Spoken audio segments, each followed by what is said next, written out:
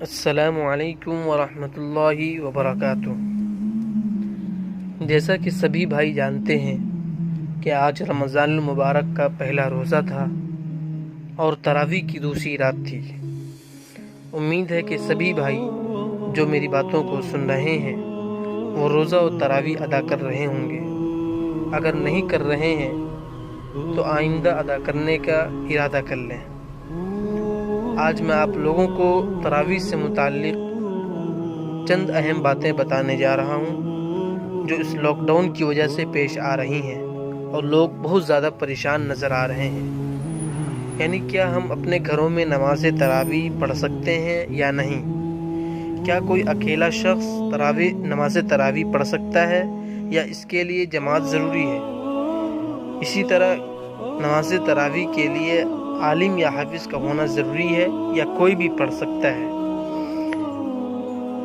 یہ بات تو سبھی بھائی جانتے ہیں کہ ملک میں جاری لاک ڈاؤن کی وجہ سے مساجد میں تراویح کا نظام بہت محدود ہے، یعنی بہت ہی کم لوگ نماز تراویح پڑھ رہے ہیں۔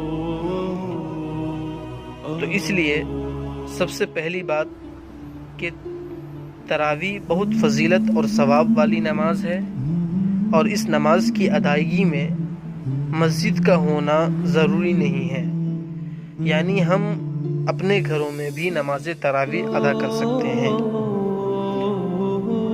اسی طرح یہ بھی ضروری نہیں کہ اس نماز کی امامت کوئی حافظ یا عالم ہی کرے۔ کوئی بھی شخص، کوئی بھی مسلمان جو نماز پڑھ سکتا ہو اس کی امامت کر سکتا ہے، یعنی نماز تراویح پڑھا سکتا ہے۔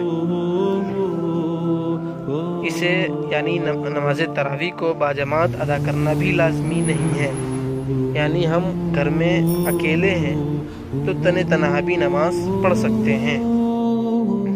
ہمیں جتنا قرآن شریف یاد ہو ہم اسی کو نماز تراویح میں بار بار پڑھ سکتے ہیں، یہاں تک کہ اگر کسی شخص کو صرف 2 ہی سورتیں یاد ہوں تو وہ بار بار انہی 2 سورتوں کو پڑھ سکتا ہے۔ اسی طرح اگر کوئی شخص اپنی فیملی کے ساتھ نماز تراویح پڑھ رہا ہے تو اس کے لیے پردے کا ہونا یا پردے کا لٹکانا ضروری نہیں ہے۔ شکریہ۔ آخر میں اپنے بھائیوں کو جاتے جاتے ایک میسیج دینا چاہوں گا کہ رمضان المبارک میں آپ اپنی پریوار کا اور اسپیشلی اپنے پڑوسیوں کا خاص خیال رکھیں۔